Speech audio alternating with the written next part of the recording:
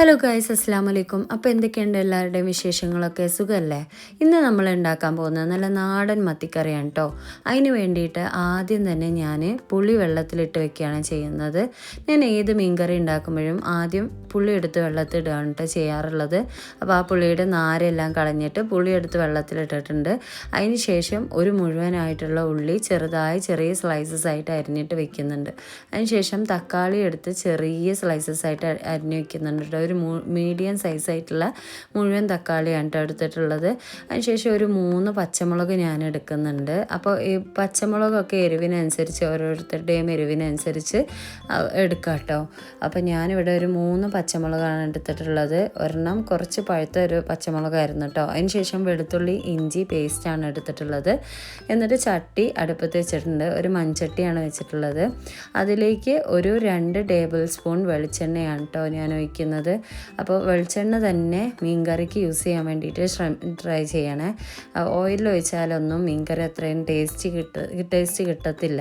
അതിന് ശേഷം നമ്മൾ അതിലേക്ക് ഒരു 2 ടീസ്പൂണ് ഉലുവയും കറിവേപ്പിൻ്റെ ഇല ഉണ്ടല്ലോ അതും ഇടുകയാണ് കേട്ടോ.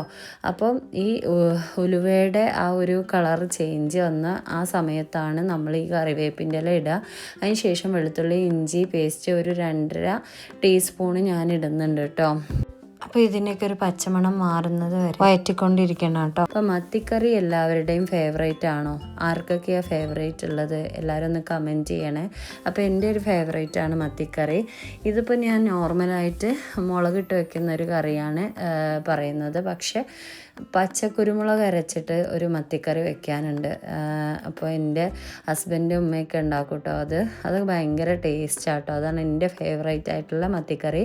അപ്പോൾ ഇതിലിപ്പം ഞാൻ ഒരു മുഴുവനായിട്ടുള്ള വലിയ ഉള്ളി ഇടുന്നുണ്ട്. പച്ചമുളകും ഒരു 3 പച്ചമുളക് ഇട്ടിട്ടുണ്ട്. എന്നിട്ട് അത് നന്നായിട്ട് വഴറ്റുക. ഈ ഒരു സമയത്ത് ഞാൻ കുറച്ച് ഉപ്പ് ആഡ് ചെയ്തിരുന്നു കേട്ടോ. പക്ഷേ ഉപ്പ് ആഡ് ചെയ്തത് വീഡിയോയിൽ പെട്ടിട്ടില്ല. അപ്പോൾ നിങ്ങൾ ഇടുമ്പോൾ നിങ്ങളുടെ പാകത്തിനനുസരിച്ചിട്ടുള്ള ഉപ്പ് അതിലേക്ക് ചേർക്കണം കേട്ടോ. അതിന് ശേഷം 3 ടീസ്പൂൺ ചില്ലി പൗഡറാണ് ഞാൻ ചേർത്തിട്ടുള്ളത്. അപ്പം ഇത് ഒരു മീഡിയം എരിവുള്ള ഒരു ചില്ലി പൗഡറാണ് കേട്ടോ. അപ്പോൾ അതാണ് ഞാൻ ചേർത്തിട്ടുള്ളത്. കാശ്മീരി ചില്ലി പൗഡറൊന്നുമല്ല. അതിന് ശേഷം മഞ്ഞൾപ്പൊടി ആണ് ഞാൻ ചേർക്കുന്നത്. ഒരു 1/2 ടീസ്പൂൺ മഞ്ഞൾപ്പൊടി ആട്ടോ ചേർത്തിട്ടുള്ളത്. എന്നിട്ട് അത് നല്ല പോലെ വഴറ്റുക. അത്യാവശ്യം അതിൻ്റെ പച്ചമണം പോകുന്ന വരെ നമ്മളത് വഴറ്റിക്കൊണ്ടേയിരിക്കണം കേട്ടോ.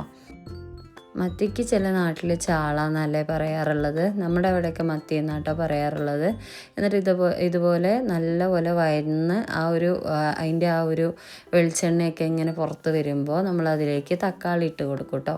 അപ്പോൾ തക്കാളി ഇട്ട് കൊടുത്തിട്ട് അത് ഉടയുന്ന വരെ അതിങ്ങനെ ഇപ്പം നമ്മൾ നേരത്തെ ഉണ്ടാക്കിയ ആ ഒരു പേസ്റ്റിൽ ഉടയുന്ന വരെ നമ്മൾ തക്കാളി വഴറ്റി കൊടുക്കണേ. ഒരു മിനിറ്റ് ഇത് കവർ ചെയ്തിട്ട് വെക്കുമ്പോൾ തന്നെ, നമ്മൾ മൂടി വെക്കുമ്പോൾ തന്നെ ഈ തക്കാളിയൊക്കെ നല്ലപോലെ ഉടഞ്ഞിട്ടുണ്ടാവും കേട്ടോ. അതിന് ശേഷം പുളിയുടെ വെള്ളം ഒഴിക്കുകയാണ് ചെയ്യുന്നത്. ഞാൻ ഒരു നാരങ്ങയുടെ പിടിയുടെ അത്രയും വലിപ്പമുള്ള ഒരു പുളി എടുത്തിട്ടാട്ടോ വെള്ളത്തിലിട്ടത്. അപ്പോൾ അത് ഞാൻ നേരത്തെ പറയാൻ മറന്നു. എന്നിട്ട് നമ്മൾ അത് നന്നായിട്ട് പിഴിഞ്ഞിട്ട് ഇതിലേക്ക് ഒഴിക്കുകയാണ് കേട്ടോ ചെയ്യുന്നത്. എന്നിട്ട് നമുക്ക് എത്ര ഗ്രേവിയാണോ ആവശ്യമുള്ളത്, എത്ര കറി ആവശ്യമുള്ളത് അതിനനുസരിച്ച് വെള്ളം ചേർക്കുകയാണ് കേട്ടോ ഞാൻ ചെയ്തിട്ടുള്ളത്. അപ്പോൾ എനിക്ക് അത്യാവശ്യം കറി വേണമായിരുന്നു. അതുകൊണ്ട് ഞാൻ കുറച്ച് വെള്ളം ഒഴിച്ചിട്ടുണ്ട് കേട്ടോ. എന്നിട്ട് നന്നായിട്ട് തിളയ്ക്കണം കേട്ടോ കറി. അപ്പോഴാണ് ഞാൻ അതിലേക്ക് ഫിഷ് ചേർക്കുക. കുറച്ച് നേരം അത് തിളച്ച ശേഷമാണ് ഞാൻ അതിലേക്ക് ഫിഷ് ചേർക്കാറുള്ളത്. അപ്പം ഇതിലേക്കിപ്പം ഞാൻ മത്തി ഇട്ടിട്ടുണ്ട്. നല്ല ഫ്രഷ് മത്തി കേട്ടോ. നല്ല ടേസ്റ്റ് ഉണ്ടായിരുന്നു കഴിച്ചപ്പോഴും. അപ്പോൾ എന്നിട്ട് ഈ മത്തി അതിലേക്ക് ഇട്ട ശേഷം കുറച്ച് നേരം ഞാനത് അടച്ച് വെക്കും കേട്ടോ. ഒന്ന് തിളച്ചതിന് ശേഷം കേട്ടോ അടച്ച് വെക്കാറുള്ളത്. അതിന് ശേഷം അടച്ച് വെച്ചിട്ട് കുറച്ച് നേരം കുക്ക് ചെയ്യും. ഒരു 5 മിനിറ്റ് കുക്ക് ചെയ്താൽ മതി. അതിന് ശേഷം ഒന്ന് തീ കുറച്ചിട്ട് കുറച്ച് നേരം അങ്ങനെ അടുപ്പത്തിടും കേട്ടോ. പിന്നെ ഞാൻ കുറച്ചൊരു 1/2 ടീസ്പൂൺ കുരുമുളക് ചേർക്കാറുണ്ട് കേട്ടോ. അതെനിക്ക് ഭയങ്കര ഇഷ്ടമാണ്, ഒരു കുരുമുളകിൻ്റെ ഫ്ലേവർ നമ്മുടെ ഈ ഒരു മത്തിക്കറിയിലുള്ളത്. അപ്പോൾ സാധാ നോർമലായിട്ടുള്ള ഉണങ്ങിയ കുരുമുളക് തന്നെ കേട്ടോ ചേർക്കാറുള്ളത്. പച്ച കുരുമുളകല്ല, ഉണങ്ങിയ കുരുമുളക് തന്നെ ഒന്ന് പൊടിച്ചതൊന്ന് ക്രഷ് ചെയ്തത് അതിലേക്ക് ഇട്ട് കൊടുക്കാറുണ്ട്. അപ്പോൾ അത് ഞാൻ ആഡ് ചെയ്യാൻ മറന്നു അല്ലേ. ഇനി അത് കഴിഞ്ഞ ശേഷം സോൾട്ടാണ് കേട്ടോ ആഡ് ചെയ്യുക. സോൾട്ട് ഞാൻ നേരത്തെ ഇട്ടപ്പോൾ കുറച്ച് കുറവായിരുന്നു, അതുകൊണ്ടാണ് കേട്ടോ സോൾട്ട് ആഡ് ചെയ്തിട്ടുള്ളത്. അപ്പോൾ സോൾട്ടും കൂടി പാകത്തിനാക്കിയ ശേഷം നമ്മുടെ രുചിയൂറും മീൻകറി ഇവിടെ റെഡി ആയിട്ടുണ്ട് കേട്ടോ. നല്ല ടേസ്റ്റി ആയിരുന്നു. അപ്പോൾ ഇത് നാളത്തേക്ക് ഒന്നുകൂടെ ടേസ്റ്റ് ഉണ്ടാവും കേട്ടോ. അപ്പോൾ ഓക്കെ, ബൈ.